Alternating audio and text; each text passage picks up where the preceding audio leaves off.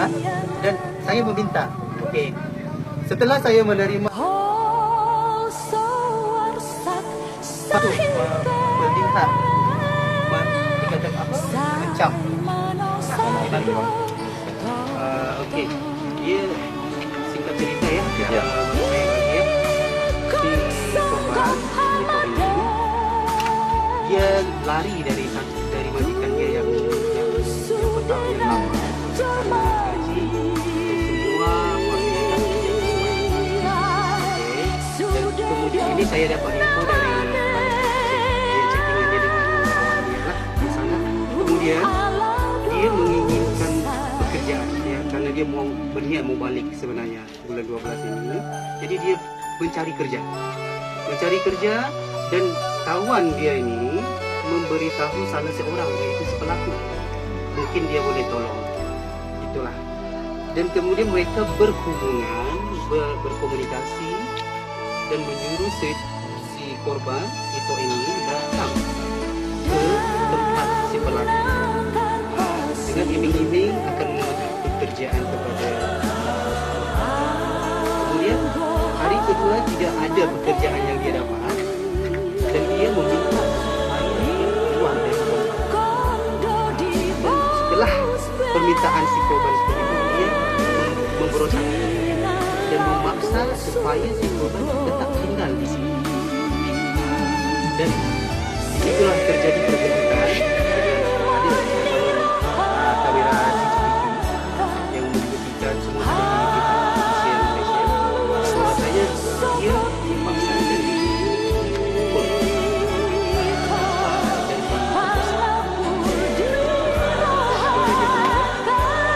Setelah meninggal, dia dimasukkan dan meninggalkan mayat selama 2 hari di tempat kejadian. Dan pada waktu yang sama, tetangga mencium aroma yang tidak baik dan meminta pihak kepolisian untuk datang melihat apa sebenarnya yang terjadi. Dan setelah polisi datang melihat kejadian bahawa si korban sudah rumah pelaku. Sebenarnya itu bukan, boleh dikatakan itu seperti ruko kedai di mana tempat itu ialah tempat permainan game. Dia tinggal di situ karena memang bos dia, majikan dia membagikan dia kepercayaan untuk menjaga. Dan ini memang masalah ini hanya dilakukan oleh dia seorang. Tidak ada sangkut paut dengan orang lain. Tidak ada hubungan dengan orang lain atau ramai-ramai kan. Berlaku hanya seorang. Dengan bukti yang kuat, dengan perampasan setelah ditangkap oleh pihak berwajib, dia ditangkap, dirampas handphone apa semua dan terlihat semua video dan gambar-gambar yang dia ambil semasa si korban sudah meninggal. Jadi, dan dia pun sudah mengakui bahawa dia lah yang informasi yang dapat pelaku sama korban ini dah lama atau gimana? Tak, dia bukan kenal lama, hanya dalam masa singkat saja. Karena dia hanya mau mencari kerja. Bukan kenal lama. Dalam saya lihat dalam akaun Facebook ada satu berita apa-apa dikatakan pacar dia. Bukan. Saya tekankan itu bukan pacar dia. Si lelaki hanya memberikan mengatakan mau memberikan dia pekerjaan. Jadi ini kejadian ini tidak ada sangkut paut dengan majikan, tidak ada sangkut paut dengan pihak kerajaan Malaysia atau apa-apa. Dan pemulangan almarhum jenazah pun terkendala di sana dikarenakan identiti dia yang tidak ada dan susah ditemui. Itu yang dia terkendala di sana sampai hari ini 55 hari.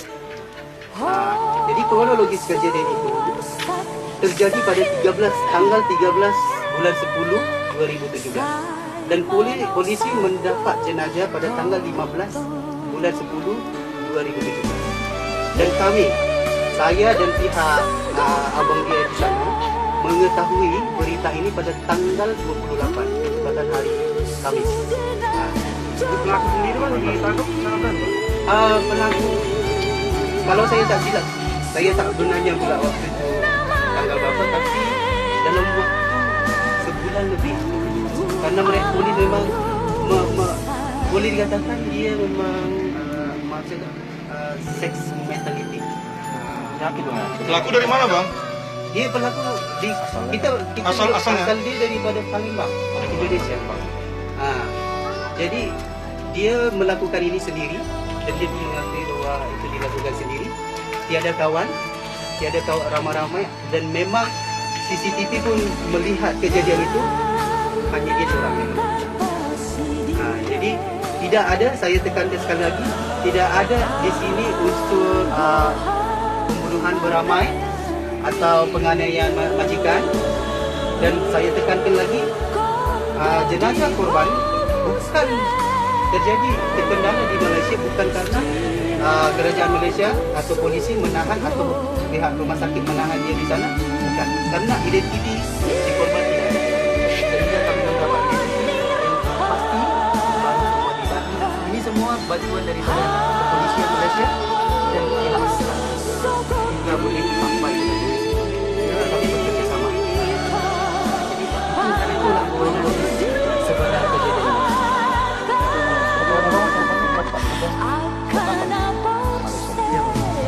Kalau korban ini, menurut pemberitaan abang dia belum ada dalam setahun. Belum ada dalam setahun. Jadi ini memang saya akan pergi ke ejen yang menempatkan diri. Karena dia melalui ejen. Sebelum ini dia pergi ke Malaysia melalui ejen di Medan. Dan saya memang akan menanyakan hal ini kepada mereka. Ejen mana? Saya kurang pasti ejen mana, dan memang dia ada kawan di sini, satu kawan di sini pergi sekali, dan kawan dia itu pun mau juga membantu saya bawa saya ke ejen saya pergi ke ejen. KBRI saya rasa mereka pun terkendala sebenarnya karena identiti atas dasar pemberitahuan polisi yang memberitahu saya lah bahwasanya dia memberitahu kepada KBRI sebelumnya setelah kepolisian melihat kejadian ini dan mendapat identiti orang lain, dan dia sudah memberitahu. Tetapi bagi saya, menurut saya, karena tidak ada salah sesiapa dari pihak yang kehilangan melapor ke kedutaan, jadi mungkin ini dibiarkan, boleh dikatakan mungkin tidak direspon dikarenakan tidak ada masyarakat Indonesia yang mencari keluarga yang hilang.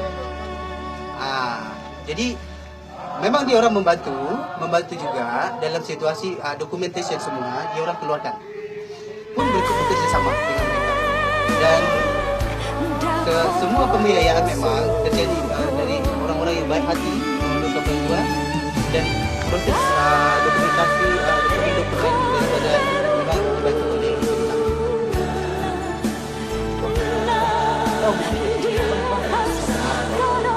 sebenarnya saya enggak mengenal, saya langsung salah seorang daripada kawan abang korban mengenal saya. Dia berkawan dengan abang, dia memberitahu saya, abang ada satu masalah, tolong. Saya terus masalah apa? Ada terjadi pembunuhan dan tidak pasti lagi betul atau tidaknya. Dan kemudian kalau memang betul, saya tanya hubungan sebelum terjadi sudah berapa lama hilang berkomunikasi? Sudah berapa lama putus komunikasi?